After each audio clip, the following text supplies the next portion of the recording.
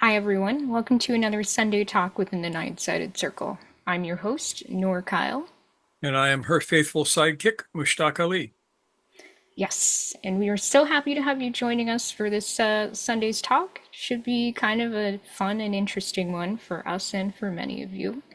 But in the meanwhile, we do have a couple necessary spiel Necessary things. evils. Yes, that's a good way to put it. So we have just a couple days coming up before we finally wrap up our registration period for our retreat in, I was going to say Sweden, but that was last year, in India this year. And that means that we are wrapping up registration on July 17th. So we did change the date. We moved it up one day from the 18th because I wanted to make sure that we had enough time to take care of all the administrative stuff on our end across the date line, which I gotta consider when I'm thinking about working with people and businesses located in India when we are here in California. So, thank you for cooperating and understanding on that front. I really appreciate it. You still have time to sign up. You still have, today's the 14th for us. You got 3 more days, and hopefully, we will see you in India. Other than that, the YouTube spiel, of course. So, even if you're not joining us on retreat, and even if you are, one of the best ways to support us is to subscribe to our channel on YouTube, to like this video perhaps if you find it interesting and educational, and to leave a comment. Start dialoguing with us, ask your questions, leave comments for other people to answer. Anything I'm missing, Mushtaq? Um, Donations, perhaps. Donations, yes. And the fact that Yes. people can actually have an opportunity to receive one-on-one work with us or two-on-one work. Yep.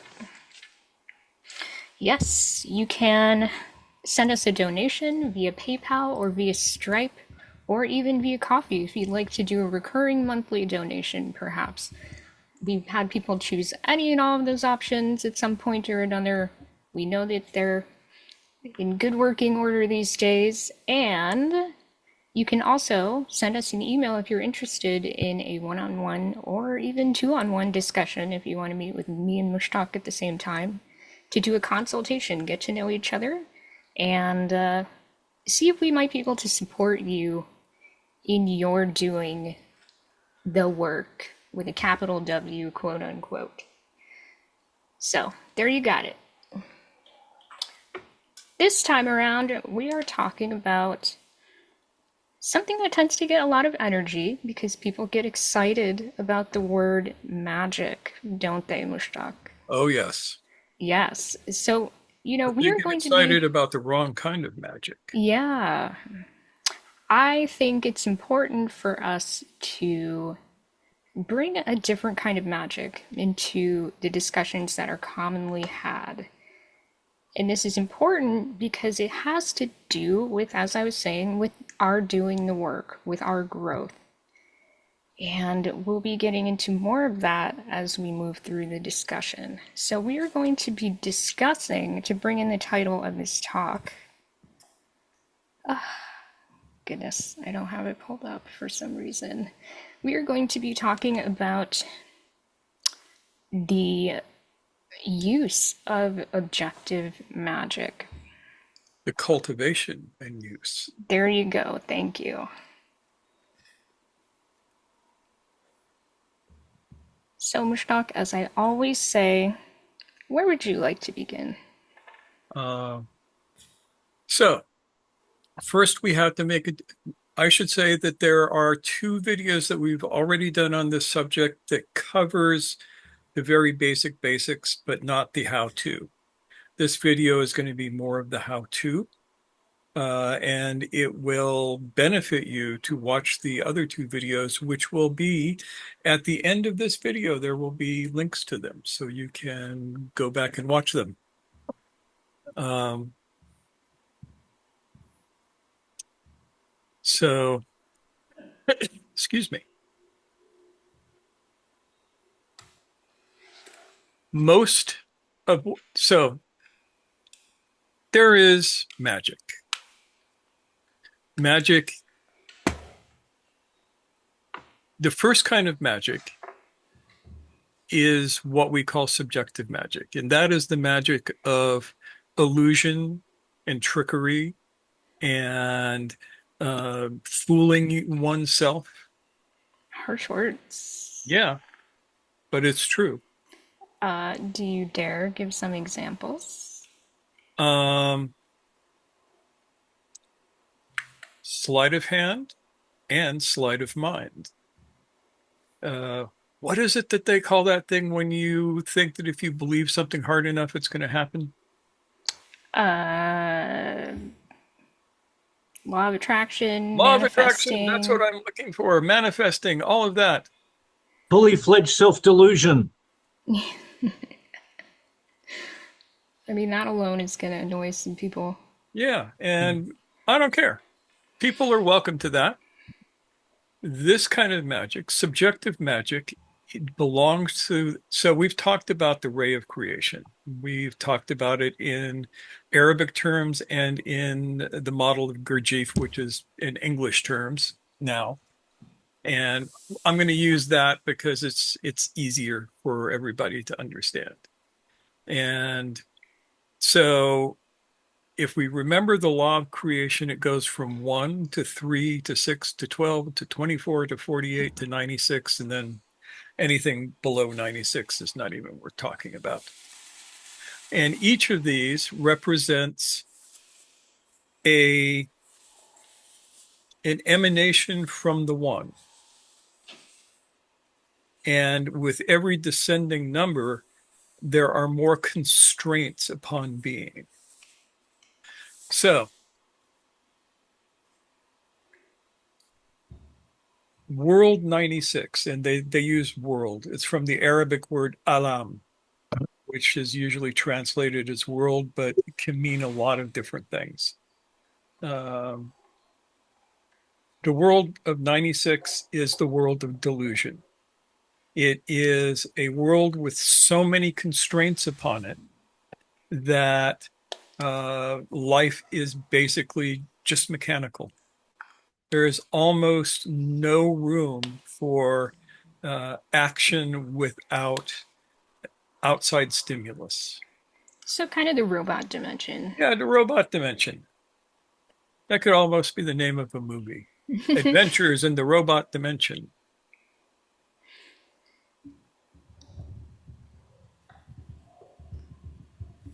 So, we're not supposed to live in World 96. But unfortunately, these days, most of us do. Most people, most of the time, live an entirely robotic existence. They are lost in delusion. And all you have to do to know that this is true is look at the world.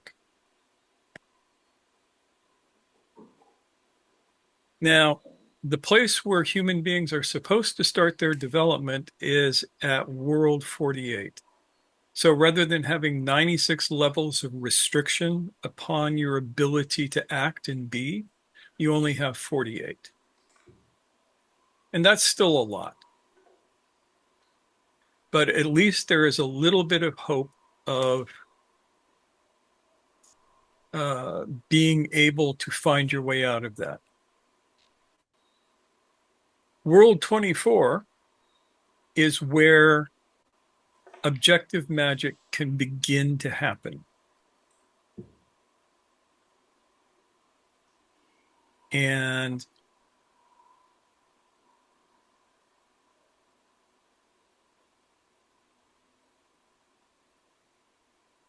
it's at a very low level, but to those people who, if they notice you at people who are existing at the level of 96 and 48, they will think that you live a charmed life. So, they witness that and they're very impressed. They don't Yeah. understand how that works. Yeah. So objective magic is when you align yourself with the higher laws and step away from the lower laws. It's as simple as that and as difficult as that. So the first law is zero, and we can't even touch that. That is the transcendent reality of the divine oneness. From that, you get the one. You can't touch that. From that, you get the three, which gives us the three forces that begin to make up the universe. And we can't touch that. While we are embodied beings, the highest level that we can interact with potentially is level 6, is world 6. And I'm going to pull up a graphic for you, which will help me explain this a little bit. Where are we? There we are.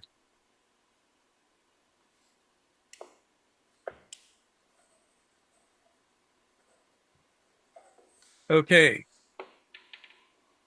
Y'all see this? Yep. All right. So this right here, this represents world 3, which are the 3 laws: affirming, denying, reconciling, the 3 forces.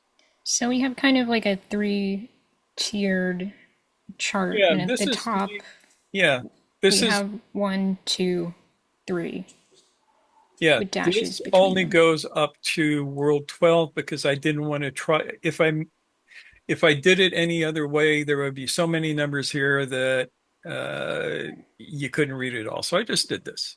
It'd be messy and confusing It would be in a way that this is itself is messy and confusing. yeah, yeah.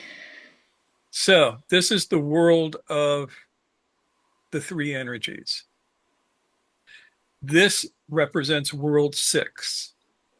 The way I think about this is if this were a major chord is made up of the tonic, uh, the third, and the fifth. And if this were a major chord, all 3 notes would play at once. Like on a piano, you hit all 3 keys at once and you get a chord. There is no time here. Everything exists all at once. In world 6, that chord, that one chord, is played in arpeggios, which means you play one note after the other. And there are 6 ways you can do that. You can play 1, 2, 3, you can play 2, 1, 3, you can play 1, 3, 2, etc., etc., etc. And so you have the 6 arpeggios that you can play from these 3 notes. This represents the 6 processes of creation, basically. Yeah, this is when the world starts manifesting. And we've done a whole class on this, which people will get access to if they want it later. I'm just glossing over this at this point. Now you notice down here, this represents the world 12. You get a doubling of each of these. And you'll notice that there's a little asterisk on here. The one without the asterisk, you can think of as that process as imminent or as transcendent, excuse me. And the one with the asterisks, you think of that process as imminent.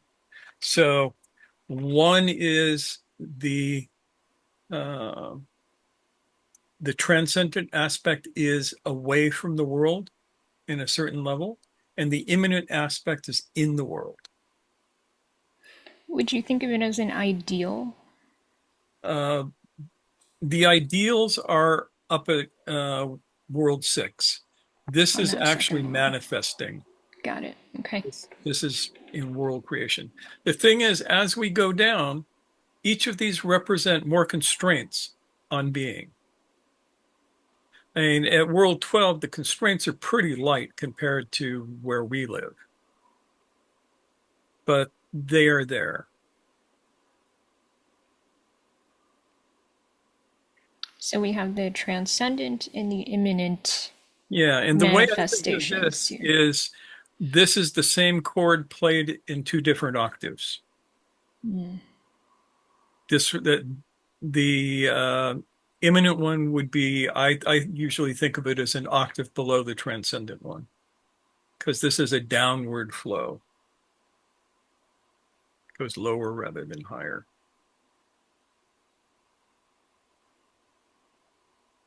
Probably this makes no sense, right? Is anyone having any challenges so far? Get rid of this.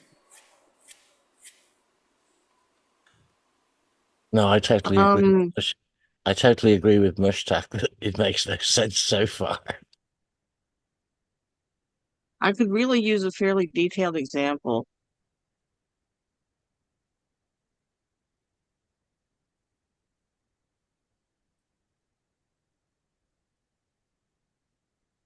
At this point, we will get to one of those, I hope.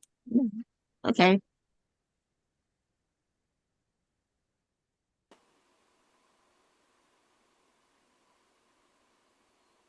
So, Ian, were you saying this makes no sense? I was just agreeing with Mushtaq. Always a wise move. Yeah, and this does make very little sense until you have it experientially. And we aren't going to get experientially at that level. We got to start down lower. Now, the thing to remember is that on each of the descending worlds, and every time I say world, I say it in quotes.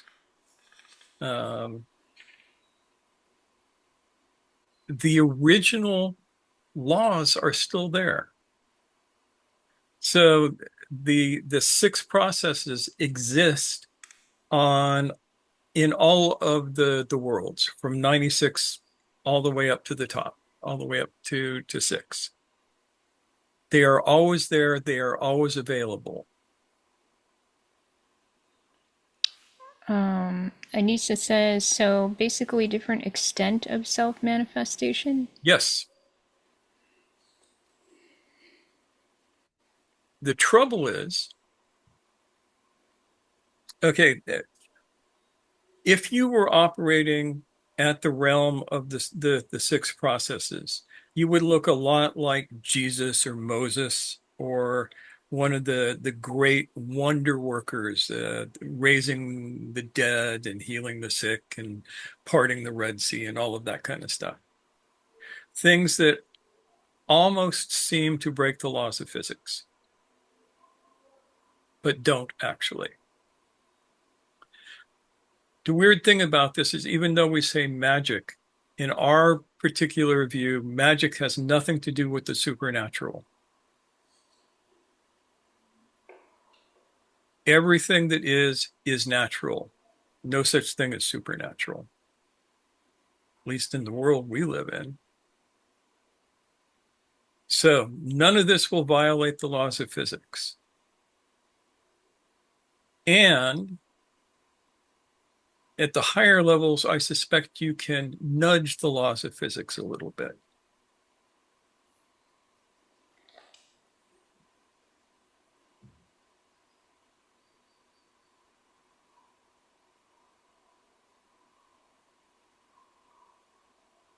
So, how do you go about doing this?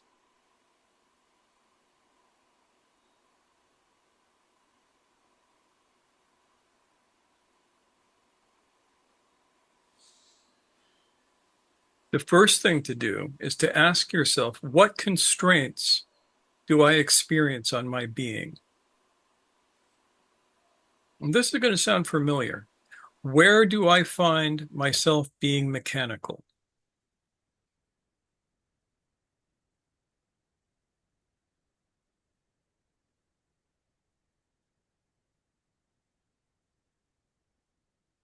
Yeah, that makes sense.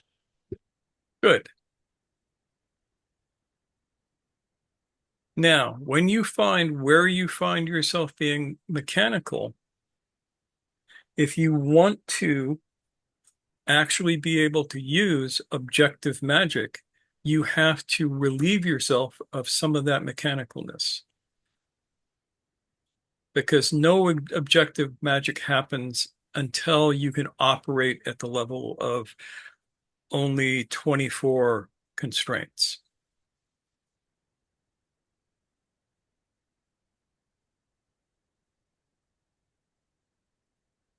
So anybody can learn to do subjective magic.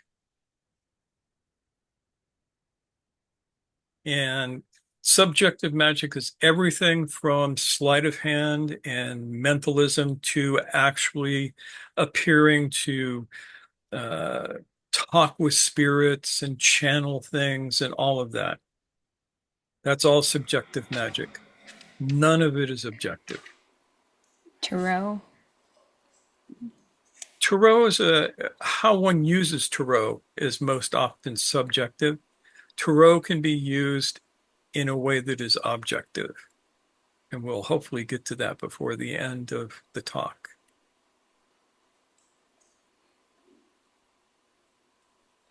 You want to explain what tarot is? Those silly little cards with the pictures on them. Oh, tarot. Yeah. Yeah. Sorry, You can say I either way. misheard it as tarot. Oh. Yep. Jonathan, yes. I think you muted yourself again. There you go. I wanted to make a suggestion that to differentiate between being having knowledge on something, and having presence on something, relating that to being able to perform magic. And the example I wanted to come up with is if I was to time travel back to 1,000 years ago, let's say, and I could interact with the people there with all my modern education filled with knowledge. And if they didn't bump me off and actually listen to me, I would appear to be like magic in my, at least in my knowledge. Yeah, you're suggesting Clarke's third law.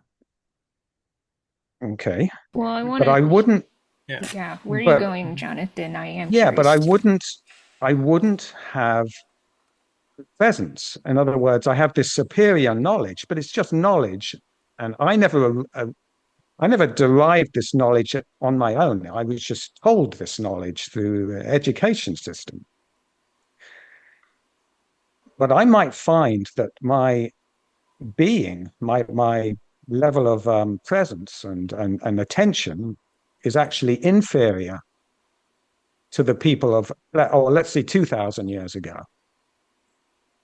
And they might think I'm actually a bit of a fool and not with it and a bit asleep and not in touch with basic survival things, and so they wouldn't think they would be confused. It's like in one respect he seems magical, and in another respect he seems like a fool.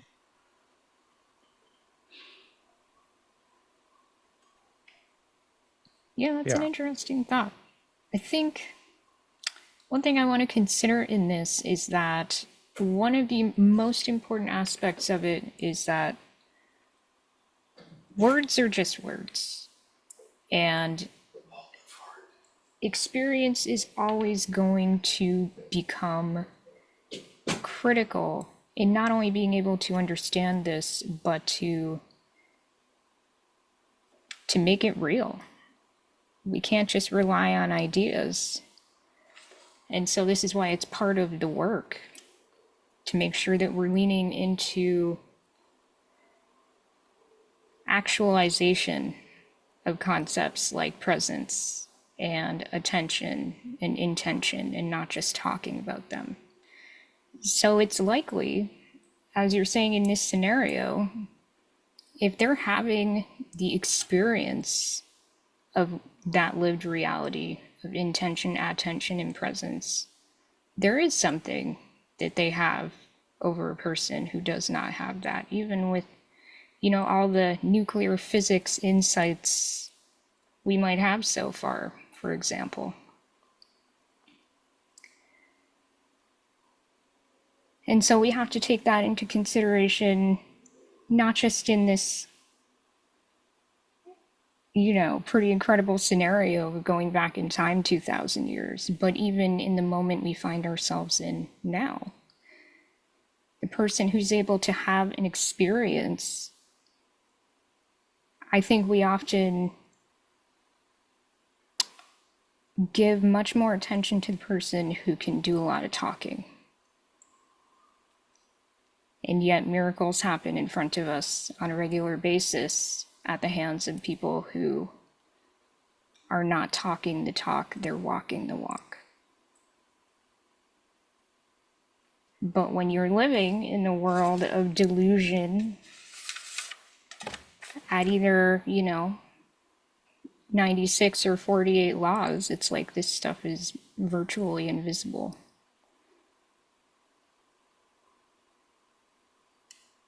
Any other thoughts? No, that was brilliant. Thank you, Noah. I'm glad that connected. I didn't want to travel too farther out into space, but I think it was important to bring in this idea of making sure we don't get lost in the intellectualization of it all. And you spoke to that, Jonathan, so thank you. Any other thoughts or questions so far? Yeah, I got a quick question. Yeah, Yusuf. Do we get an example of differentiation between 12, 24, and 48? Let's see. So I think we can sort of think of it as, the image that was coming to me is sort of like, one way we could think about it is the light at the end of the tunnel could be, let's say, the one, or wholly affirming, wholly denying, wholly reconciling, the three laws that Mushtaq was talking about, that kind of stand towards the pinnacle of manifest, or even just kind of, the ideal realm, right? So as we get down to 12, 24, 48, we're talking about things becoming manifest in the material realm. So we're taking these ideals, these principles, and they are kind of like, the creation of the world we have in Islam, this idea of the source cannot help but create. It cannot help but take the potential and make it actual.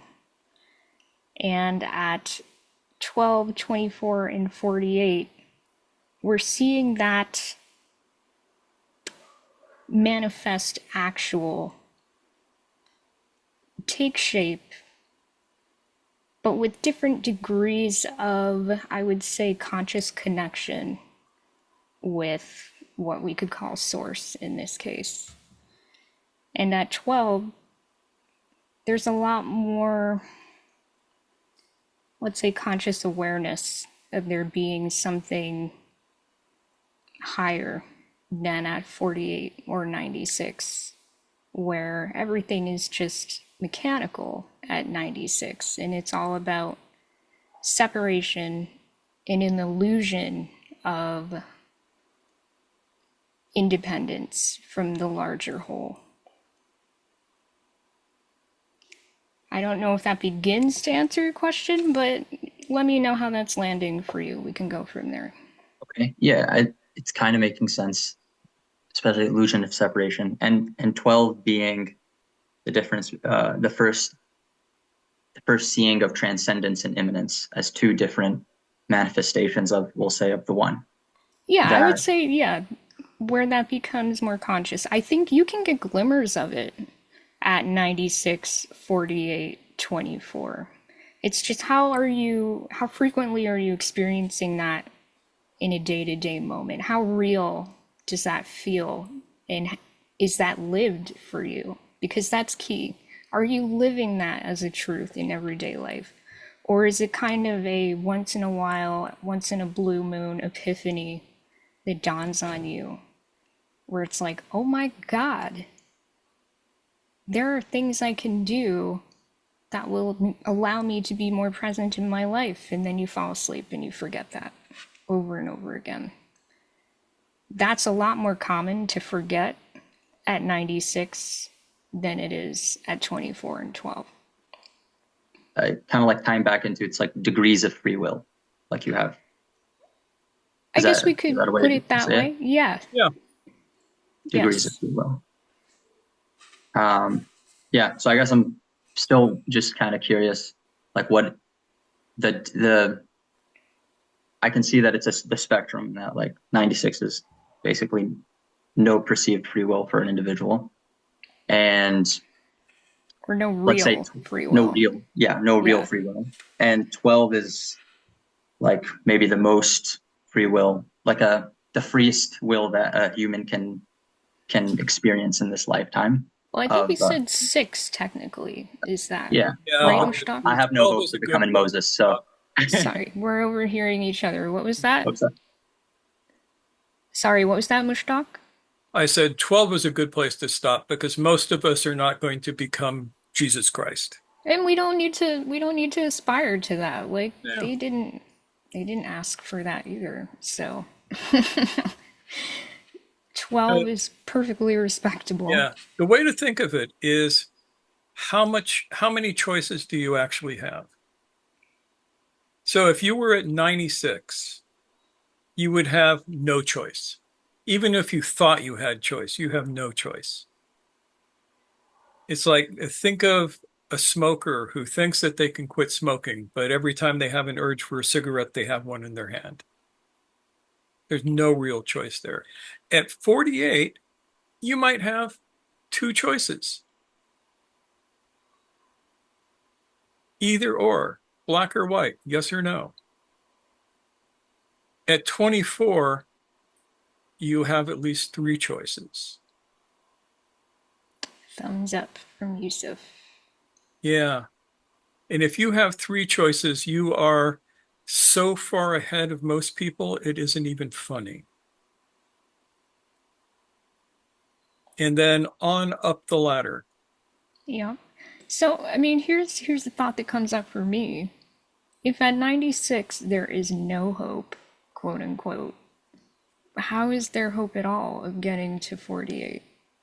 It's not that there is no hope, it's that don't you lack choice. So it almost has to happen by accident.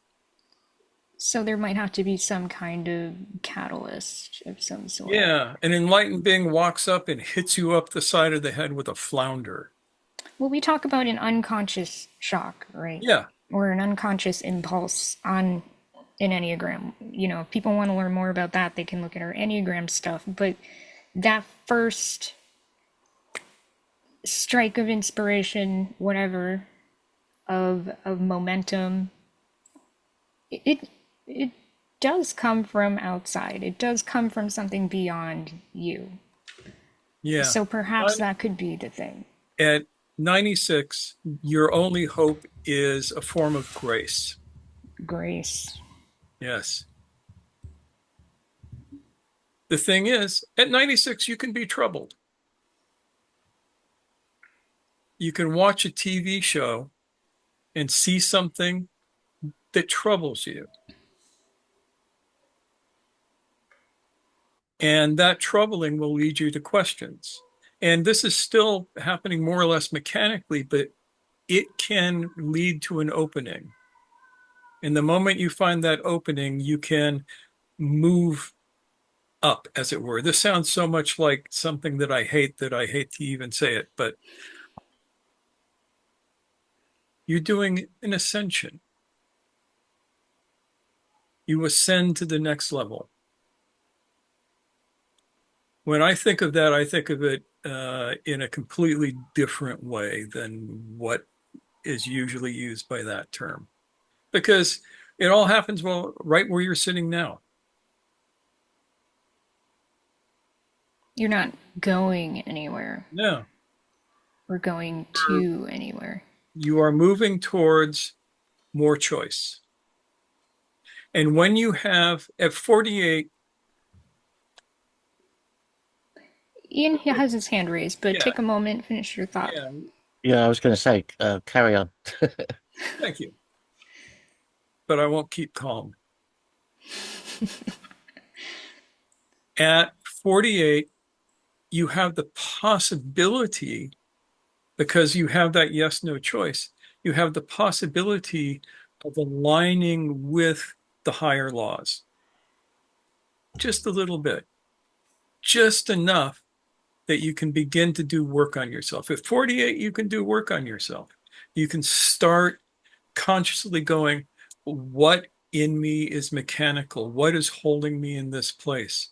What inside of me keeps repeating this pattern over and over again? And how can I address it?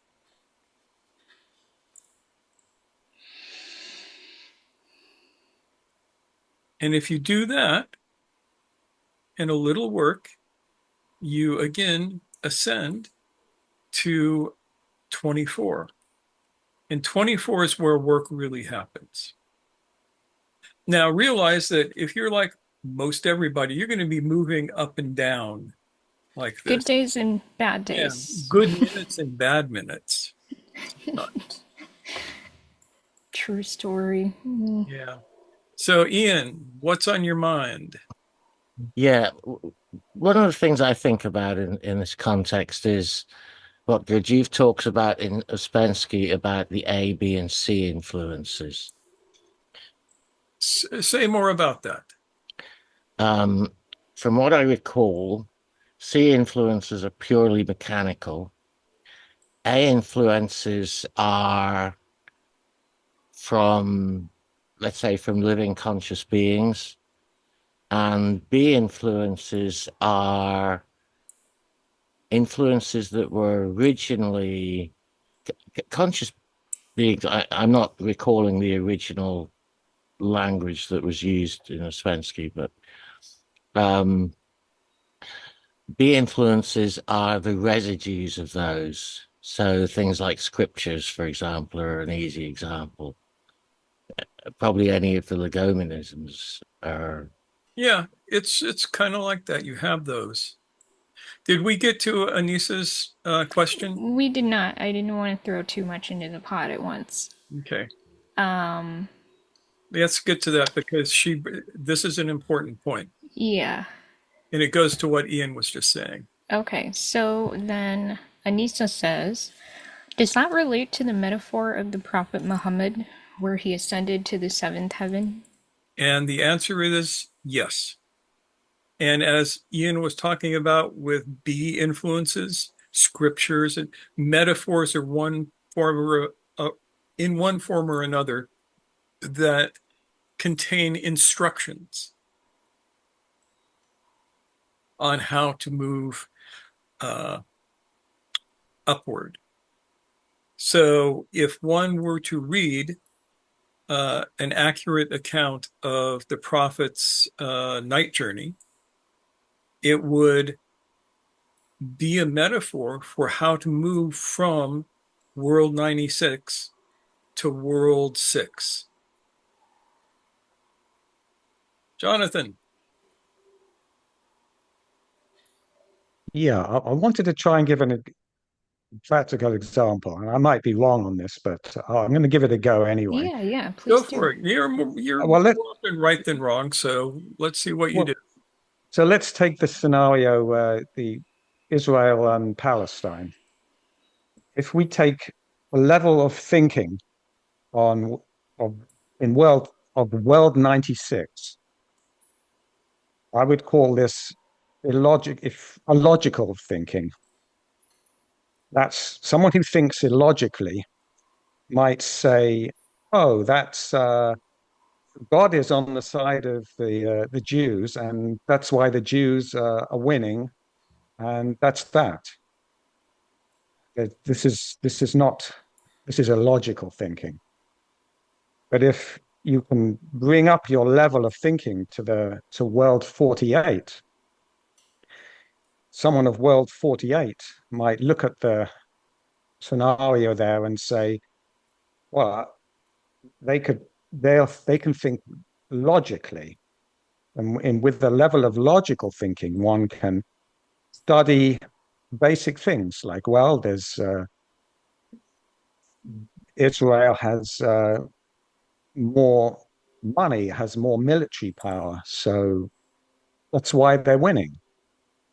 And logically, it's it makes sense, and that's that.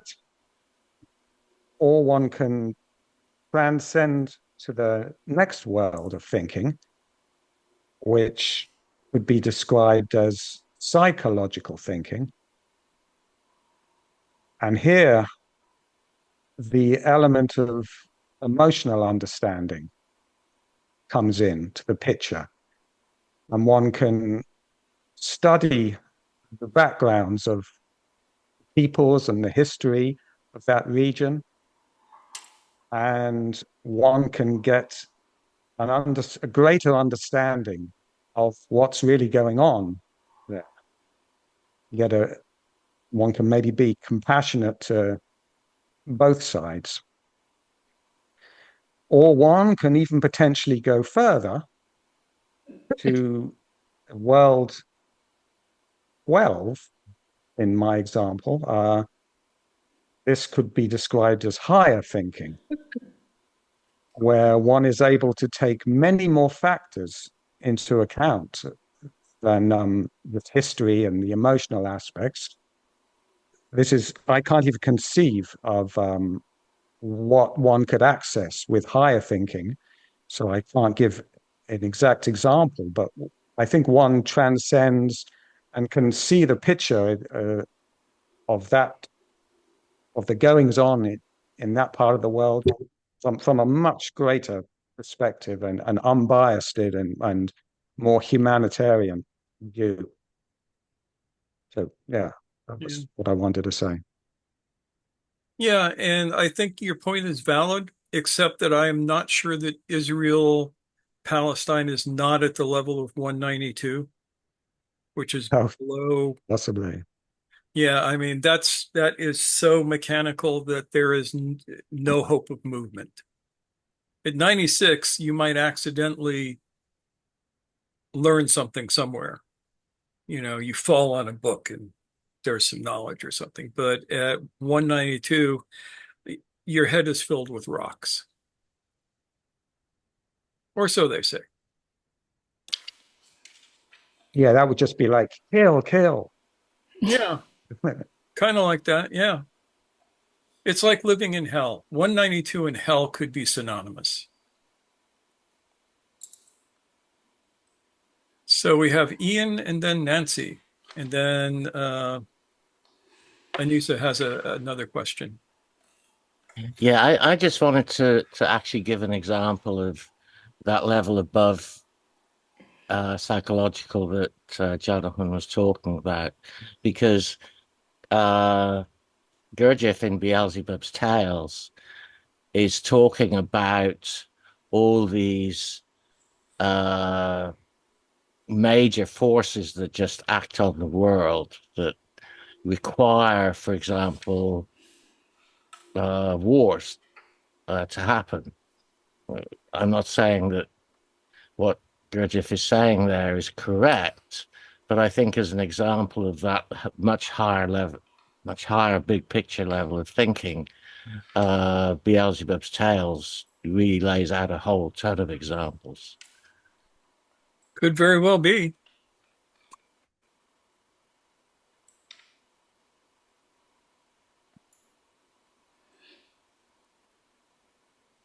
Nancy, I've got a possible example of what I think is the real issue. The possible example is thinking about one way that people can be mechanical is sometimes they're in the grip of a joke. It's like they see that somebody has a funny name and they can't think of anything but the funny name. Um, these people are irritating to deal with. Nancy, you're And a that, master of understatement. yeah. And the issue, I mean, this was partly becoming clear to me because the hazard of this stuff is you need to pull your examples from people who are, or times when people are in a worse state. And it's very easy to be contemptuous of them. And I was struck by how gentle you were talking about the person in 96 who, occasionally gets this moment of being disquieted. And maybe it's just where I hang out, but it seems like it's very easy to despise the person at 96. Oh, sure. And you know what that means? You're probably at It 90 means that, yourself. oh, and at least at the moment, yeah. Yeah. And remember, we all pop up and down. Yeah. Mhm. And as far as I can tell, nobody that I have ever met, including my most profound teachers, stay at any level all the time. Probably takes a lot of energy. Yeah. Sometimes you got it, sometimes you don't. So Anissa has said, So this was related to the the seventh heaven. ascension. Yeah. Yeah, so she says, Anissa says, so the Burak would be the tool here, or the instruction as symbolic representation. Yes, Barak is the mount that took Muhammad to the heavens, and that would be the tool. And it is reassuring to know that we all move up and down. Yeah, Anissa was saying that, and obviously we all agree, otherwise we'd be doomed. So I think we can all embrace the fact that part of shaking off constraints is self compassion and compassion with others.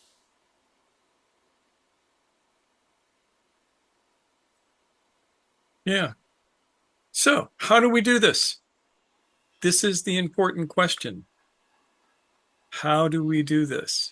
How How do we can do we this? begin to manifest objective magic? And what would objective magic look like? Objective magic is not going to make somebody love you. It's not going to bring you money, except maybe peripherally. Uh, Objective magic allows you to smooth some of the rough portions in your life and to gain knowledge.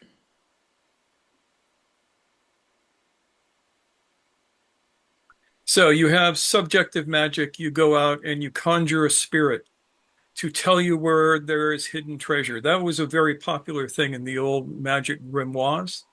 Hidden How to treasures con in Yeah, women's, yeah, hidden treasures in women's and getting one up on your enemies.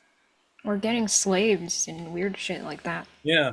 So instead of that, it is possible to use objective magic to learn, to gather both knowledge and understanding, which are two different things. Wisdom, even? Wisdom, even. Because Yeah, we can, there's a triad: knowledge, yeah. understanding, and wisdom. This is beyond just the intellectual, what do they call it, like galaxy brain type stuff. So the first thing you do is you start removing the constraints that you experience, and you find those by seeing where you are constrained. Where are your behaviors mechanical? How do you do that? Through self-observation and self-remembering, through marakabe and muhasebe. When you find an area where you have a habitual constraint, polish it away. We have talked about techniques for how to do this elsewhere. So you begin to break the conditioning. When you break enough conditioning, you have the possibility of aligning yourself with the higher laws contained within the lower. So the 12 laws are in 24 and 48 and 96 and 192.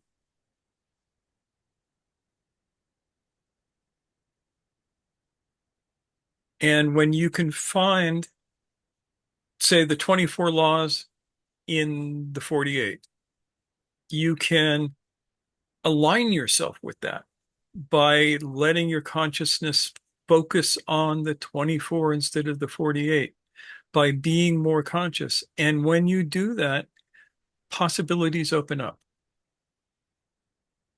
Now, there's a lot of ways to do that. There are practices, there are meditations.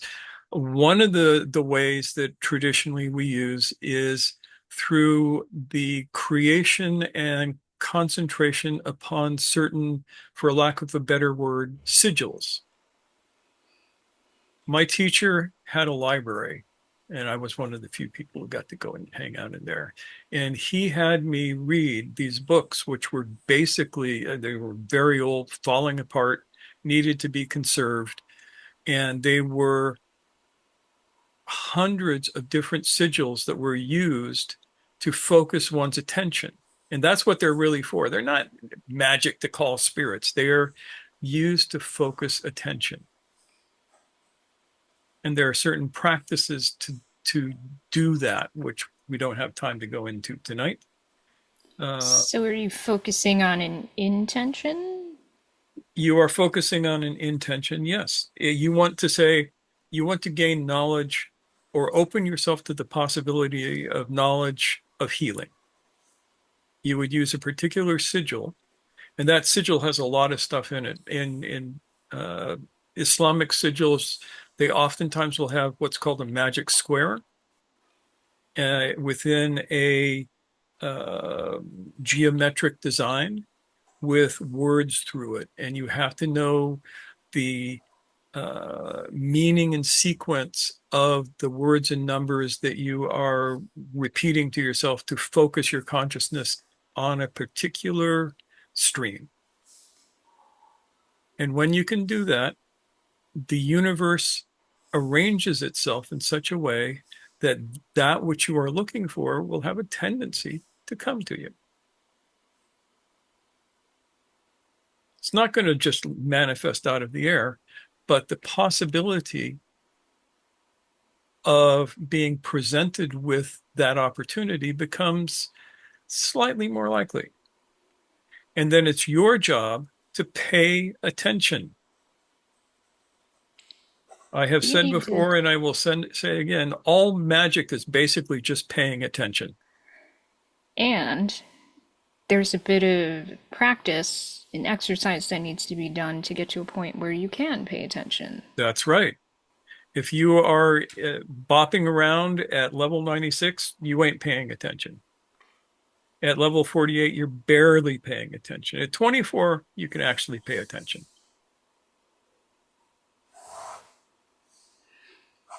So all of this ties together in that all of these skills that we might think of as boring, like breath practice and taking care of our bodies and self-reflection, all of those things support us in having the capacity to do this higher work. That's right. You cannot skip ahead. You cannot flip through the book and pick just the pages that you want to read. Yep. If you do, you end up in the subjective magic, in illusion. It's like, look, all gone. Amazing.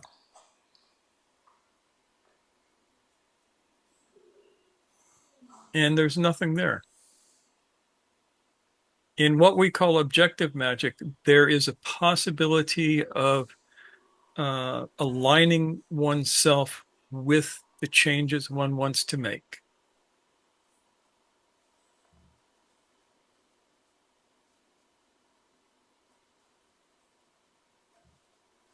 Is any of this making any sense at all? Any questions?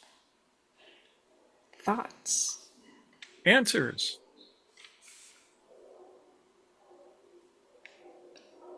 I have Usama. a question. Yeah, Yeah. I'm sorry, I couldn't find the icon to raise my hand, so I just started. This works too, yeah. Yeah. So, Mushtaq, let's comparing subjective magic or lower magic with objective magic. Like if one says all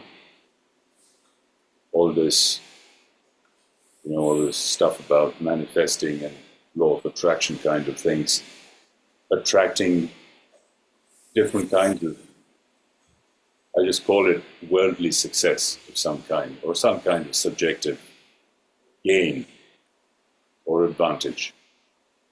What's the difference between concentrating on something of that sort, subjective gain or advantage, concentrating using techniques, in this, like the techniques from NLP and all kinds of different stuff. There are also techniques, perhaps, in different forms of attempted magic. Won't even call it lower or subjective, but illusory, attempted make-believe magic. Compared to, as you gave the example, focusing on a specially designed sigil in order to gain knowledge of healing. Let's take that example.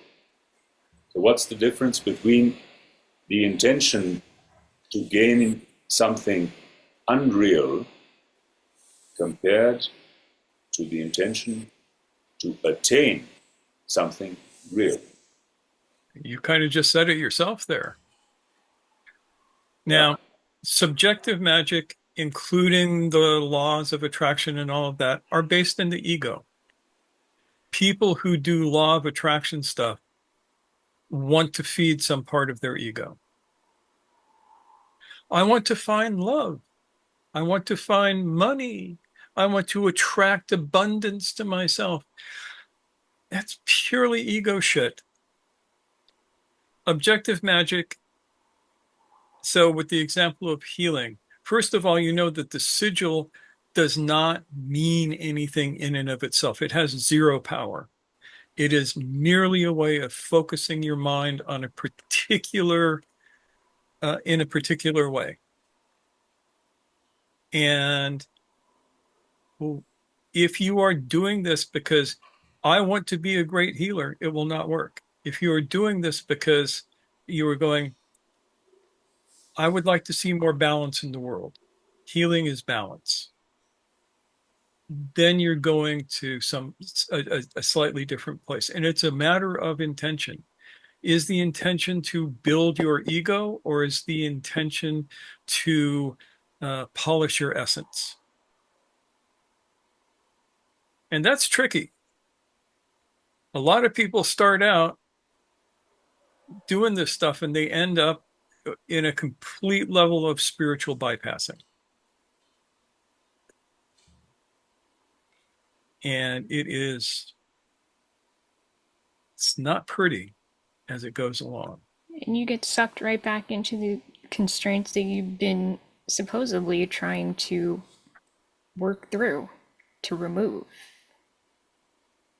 What did you mean by spiritual bypassing? What's that? Spiritual bypassing is it's something you should look up, because I can't give you a good enough definition in the time that we have. But it's basically tricking yourself into thinking that you are more advanced than you actually are. Right.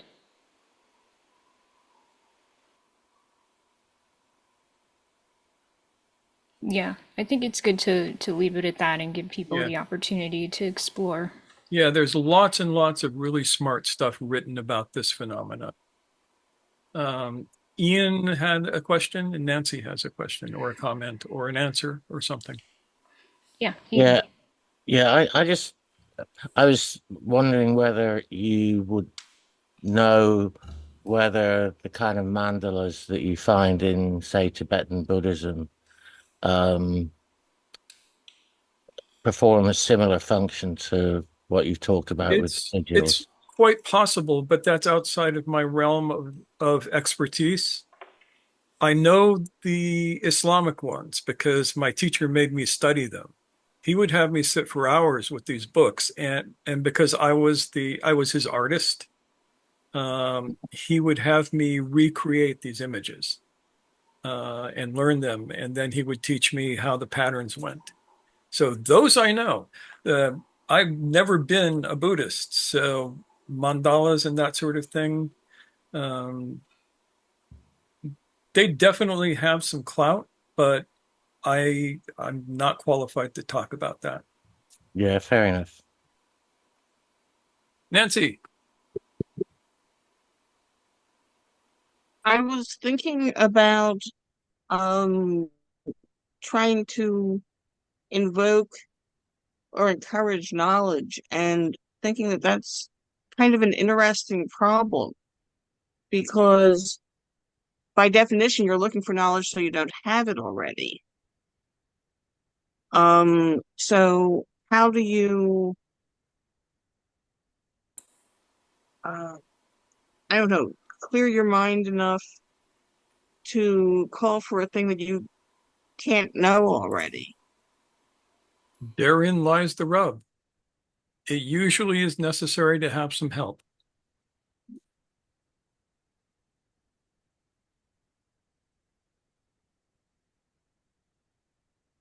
because it's hard to know what's missing if you don't even know it's there, for example. Yeah. And this is an interesting problem because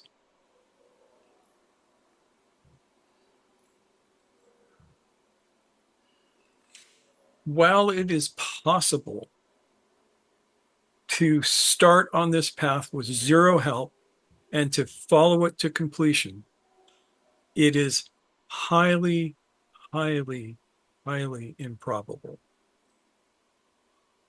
Most everybody I know who has made any significant movement along the work has had teachers who came before and who helped them. Living teachers, not people that they read about in a book. Dead teachers have, if dead teachers have 10 points of usefulness, living teachers have 100 points of usefulness. It's just the way that it is.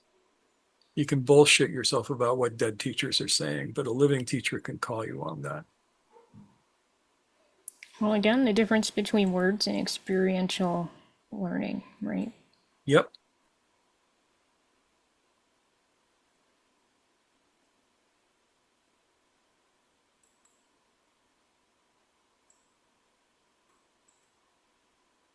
I have a question that's been bothering me a little bit. Sure. And it comes back to Nancy's question right at the beginning of this. Practical examples of the laws that you might find in level 48 and say level 24. Um, it's just all very vague and abstract to me. Yeah, and that's usually how it works. And the way traditionally that we learn this is we start out by first understanding the law of three, that there are three forces in the world and they interact in the world. And you learn to perceive those three forces. You can't act on them, but you can at least perceive them. But mostly what you begin perceive is the law of six, or the level of the law of six, what we call the six processes. And at any given time, one of those processes is going to be to the fore in your life. And you learn to sense those. Once you do that, then learning the 12, the 24, the 48 becomes easier. Trying to do it from the bottom up is really difficult. Messy. Something that just went through my mind about that is context. So you can see maybe a manifestation of some of the higher laws, but operating within a particular context. Mm-hmm. And that makes it a law on the level that you're working at that particular time. Is that a useful Yeah, way of thinking about it? that is useful. And each of the 6 laws has 2 names. Uh, and if you understand, oh, we are working at the level of evolution. Evolution is that which goes from the lower to the higher, as opposed to the level of involution, which is that which goes from the higher to the lower. So can go in either direction. And if you are in that vibe where things are evolving in some way, you can sense, is this going from low to high or high to low? Is this something that is coming down from above and affecting everything, or is this something that is coming up from below and affecting everything? And this is kind of metaphorical to talk about it because English doesn't really have words. But it's really like the ascending and Yeah, it's descending octaves. yes. That's a decent framing for those of you who are doing the Enneagram studies type stuff.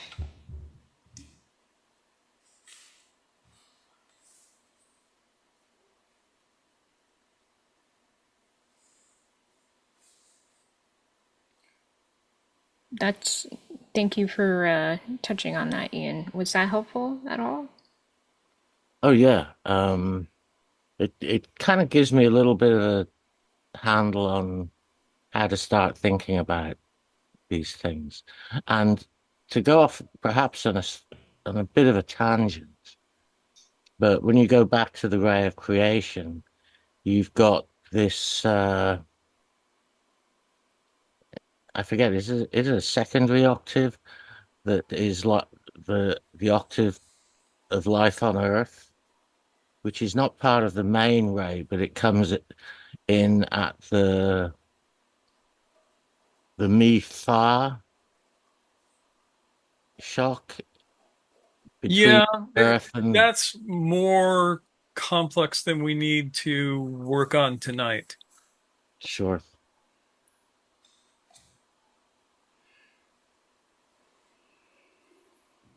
Get to Anissa's comment. Sure. Okay. Thanks, Ian. But it's a really good question, Ian. And sometime you and I might want to talk about that. It'll take hours, but it'll be fun. Well, if you've got the time and motivation, give me a call sometime. Well, send me a text sometime. All right. Anissa says, I noticed that some days I'm able to be more present throughout my day, and some days I only have moments of presence. So, how to keep that consistency even though it's not consistent in its nature? Would a consistent practice, no matter the result, be the answer to this? It makes sense. And the answer is a consistent practice that is designed for you will give you those results. Just picking any practice and doing it consistently, it's hit or miss.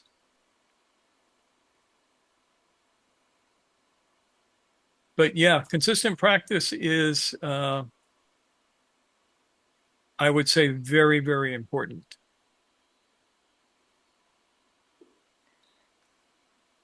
You gotta give, to use the word, You gotta give whatever you're doing the chance to do its magic and not just skip to the next thing. Yeah.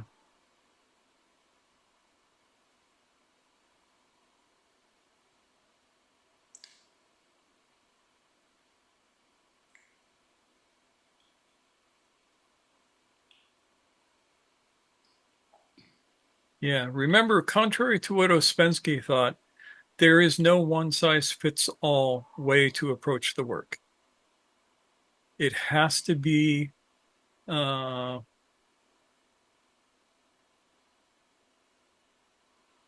This is kind of an answering to Anissa's yeah, next question, which is, how do I find a specific practice that works for me then?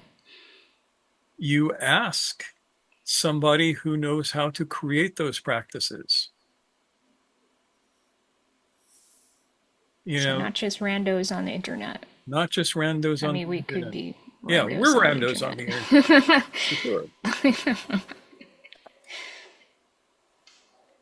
But yeah, it's like I used to, because I lived with my teacher for a number of years, I got to watch all of this. And he would, once he had the feel for a person and once he had a connection to them, the practice that he gave them would be unique. And it would change as the person changed. And it can be, I remember one day I'm minding my own business and he calls me up. He says, okay, now I want you to be nothing. And I'm like, excuse me, Shay? He said, yes, I want you to be nothing. You have been all of these things. It's time to get rid of them. Let them all go. Be nothing. I didn't understand that until I got to like the fourth season of Game of Thrones and got to watch Arya in the House of the Dead. Be no one.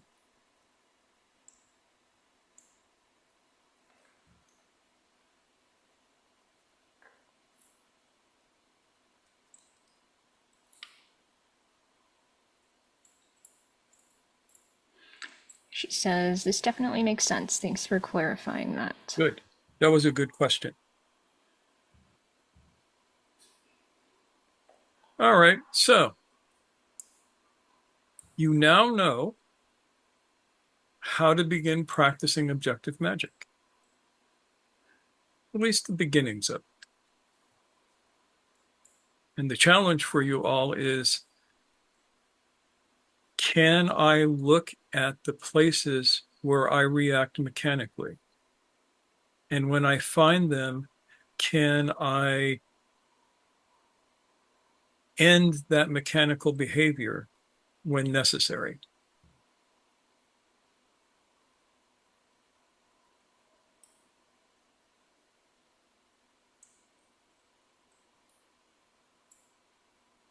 And learn about the 6 laws.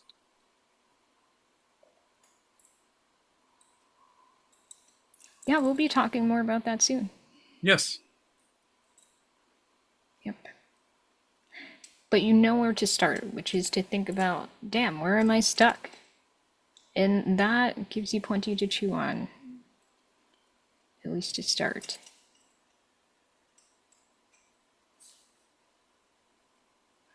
Where am I tripping myself up? Where do I always seem to stop when I commit to something and give up?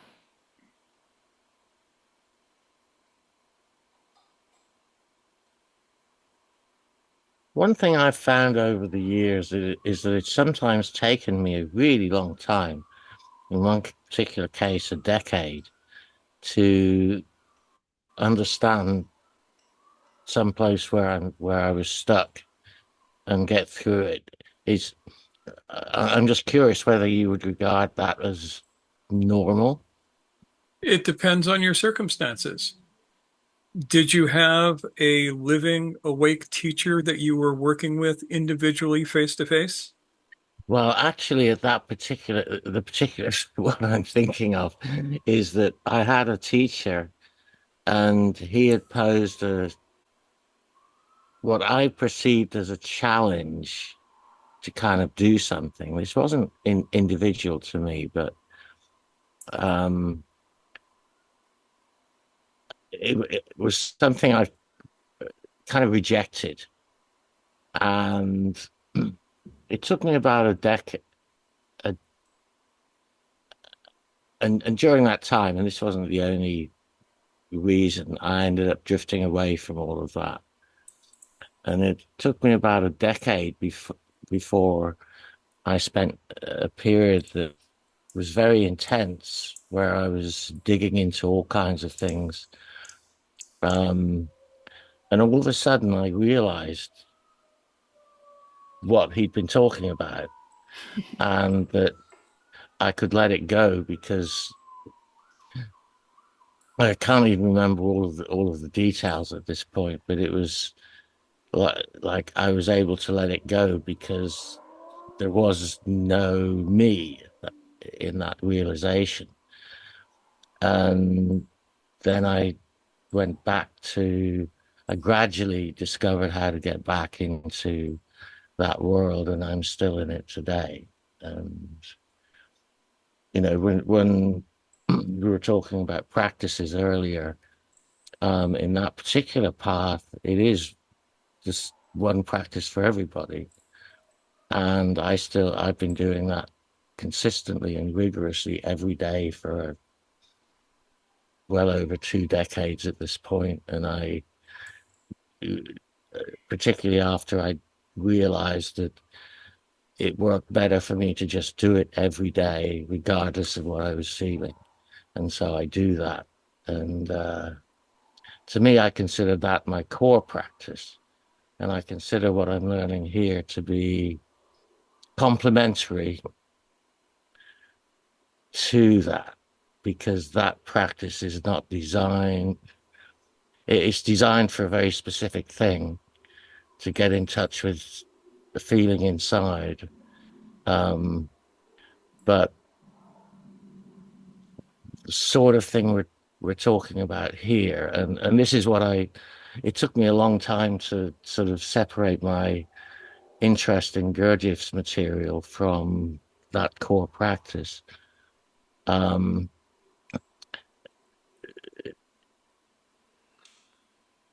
don't really have the words for it, but once I was able to, and I don't want to demean this by saying it's like training for a sport or something, but this touches other areas of my being, shall we say. Mm. Other capabilities. Good. Yeah, I think part of this is sort of around what you're talking about rather than directly speaking to it. But I think many of us, when we decide that we want to act on an impulse to be a spiritual seeker or whatever, and we end up doing like 5,000 different things all at the same time. And some of those things will maybe, hopefully, be useful, and many of those things will be just extraneous things that are either distracting or not a good fit for us personally. And perhaps some of the constraints that we need to sort through on that quote unquote journey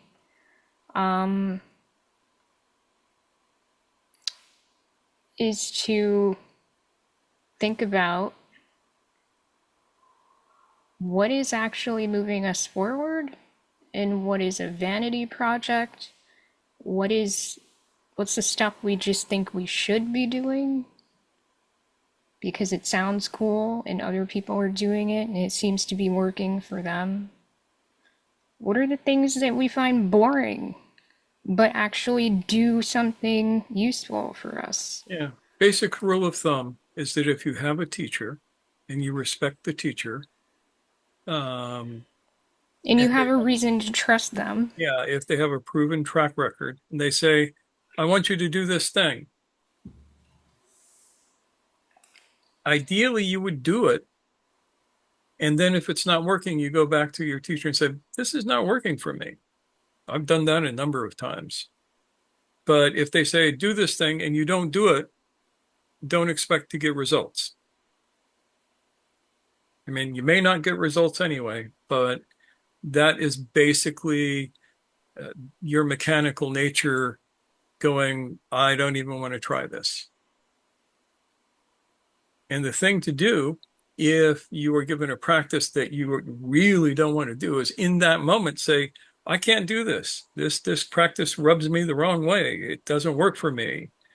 And any decent teacher will listen to you and come up with an answer for you,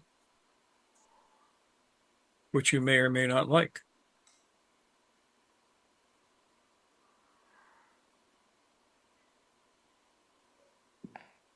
Osama. Yeah, no, thanks. I had a lot of complicated questions in my mind, and I managed, I think, hopefully, to bring them into some kind of coherent formulation. So if one says, Mushtaq and Noor and everyone, that we are a field phenomenon with, I'll just call it, the poles of mind and matter, using mind in some holistic kind of way. Yeah. Yeah. My question would be, are there more constraints on the matter side of things in principle than on the mind side of things or the consciousness side of things? Because another question which I had was, when one says the laws of physics cannot be violated, well, are the laws of physics above or independent of world 48, for example? Or is there a physics of world 48 and a physics of world 24 and so on? No, there is one physics and it goes through all of the worlds. That's what I suspected. Yeah, we don't know all of it yet. Yeah. But it goes through all of the worlds. And that means that under most circumstances, if you try to walk through a wall, it's not going to work. Right. Under most circumstances. Under most circumstances. Yes, that's a wall. But let's take the human body and healing, where the human body is also a field phenomenon. It's a spectrum. I mean, when one talks of placebo effects, for example. So where does the matter aspect of the body end and the consciousness aspect of the body begin? And how do you delineate? You don't, because it's a field. Yeah. Right. So I'm trying to understand, where are the constraints which I need to recognize in this field? Not just psychological and habitual constraints, but also bodily constraints and material constraints. Okay, basic bodily constraint. Right now, you can only jump so high. That's a basic bodily constraint. Right now, you can only run so fast. Right now, you can only walk so far. All of these are physical constraints.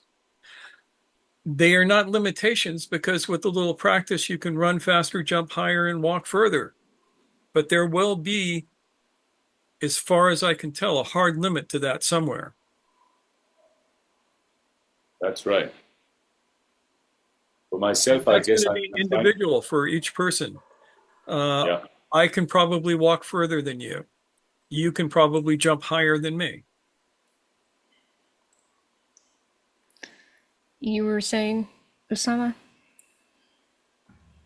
I was just trying to, but no, I think I'll leave it at that, because I need to sort out my own thoughts and I don't want to add to more confusion.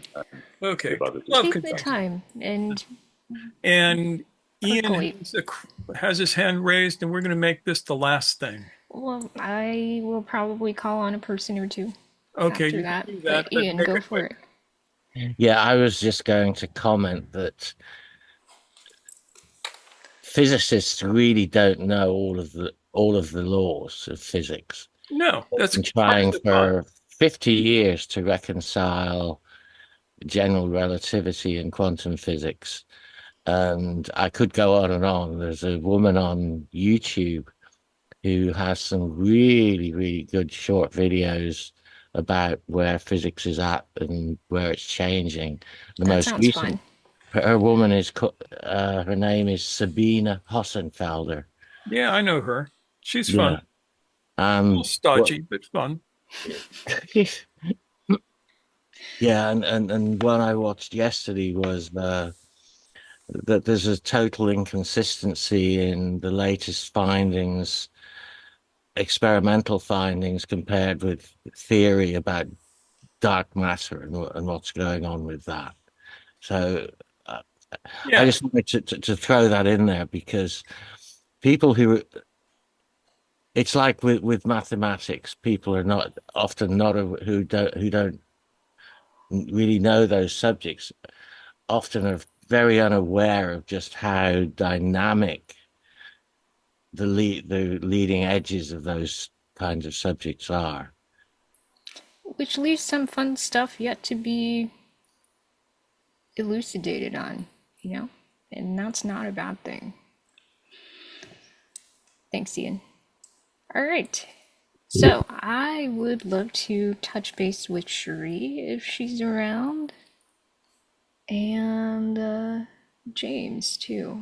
What's on your mind, Cherie? I was here the whole time. And it was a very complex talk. And I'm thinking, I have nothing to contribute.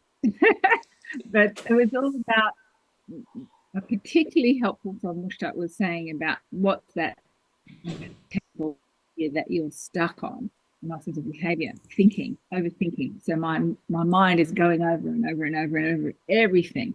And I thought that's the same thing when I'm trying to practice something that I'm overthinking it. And I thought just suspend your judgment, just be in that and be where you are right now, and feel where those challenges and those difficulties that come into life.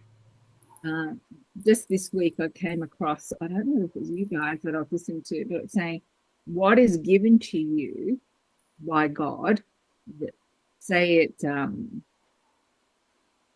difficulty with another human being or an awful experience or something, and you think, this happened to me, blah, blah, blah, blah, blah. But it's like you are given that for you. That is for you because that is the sandpaper that you're going to use to polish you. That's the thing that's going to give you the rub that pushes you into waking up into a particular thing that you have to do. So that is how I can start manifesting the thing that makes me more Yes. being. It's for you. It's not at you. It's not attacking you. You just think, okay, okay. I So love this. And that is such an important point because growth cannot happen without resistance or some kind of thing to push back against, you know? yeah, and especially with dealing with people in difficult times.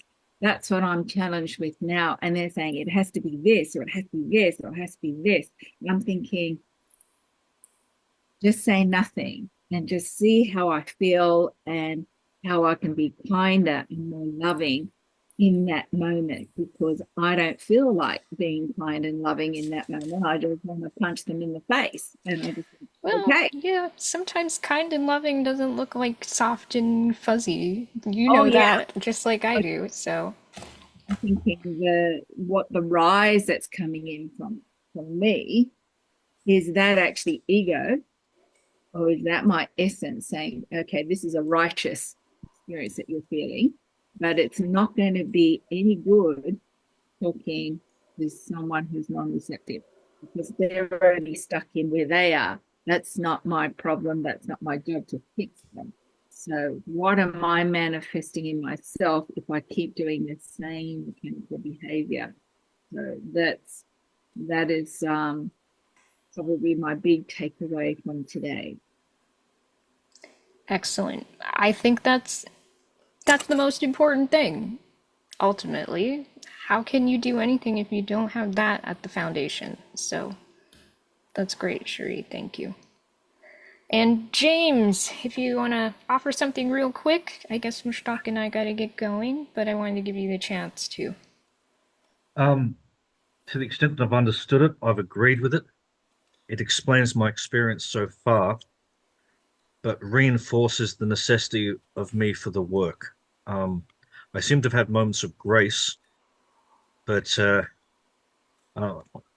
talked with you and Mushtaq about this in the past and stuff, and I have other examples and fortuitous coincidence and all kinds of things, but really it just comes back to the work and my struggle to keep applying and keep remembering to do it throughout the day. Mm-hmm. And that varies wildly. Yeah, But as it does for us all. So I also, like, for me, a talk like this is an antidote to some of the rubbish that's out there. I have a real bee in my bonnet about the secret, and which I've often heard described as how to turn wishful thinking into a fully fledged self-delusion. And I stand by that description. Yeah, I like that description. We've done a couple talks on that where we pretty much air out all of our grievances. But more specifically, I've watched people who were prone to paranoia and so forth use that sort of quantum mysticism model to really just go down a really unbalanced rabbit hole. Yeah. Anyhow, that's all I've got to say today. I can't really add to anything that everyone hasn't already said. So, which is good. Great minds, I guess. Yeah. Yeah. Oh, or donkeys bray together, whichever you prefer. Donkeys are good. All right. That's me. Thank you, James. Okay. Thank you so much, everyone. Would you like to go to Brady Bunch mode, Mushtaq? I will go to Brady Bunch mode. Okay. On the view button.